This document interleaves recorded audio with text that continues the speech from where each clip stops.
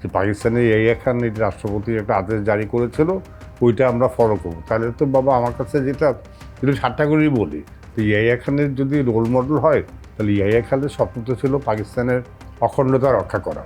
তাহলে আমরা আরও একটু এগিয়ে যাই, পাকিস্তানের সাথে আবার মিলে যাই, রাষ্ট্রপতির আদেশ দিয়ে আমরা সংবিধান সংশোধন করছি। এটা তো খুবই বিপজ্জনক। তাহলে জুলাই ঘোষণার জাতির সামনে যেটা বলা হলো, আর এখন ঐকমত্য কমিশন থেকে যে প্রস্তাবটা দেয়া হচ্ছে, এই দুইটার সাথে কি না, এটা তো সাংঘর্ষিক না হলেও এটা মানে খুবই এলোমেলো। তাহলে জনগণের ভোট, সংসদ এগুলো রিডান্ডেন্ট হয়ে যাবে।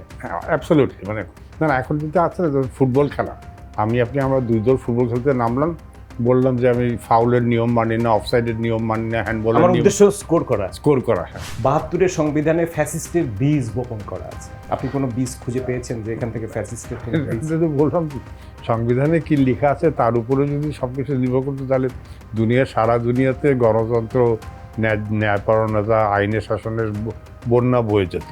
তাহলে রাজনৈতিক সংস্কৃতিতে গুণগত কোনো পরিবর্তন আপনি দেখতে পাচ্ছেন কি?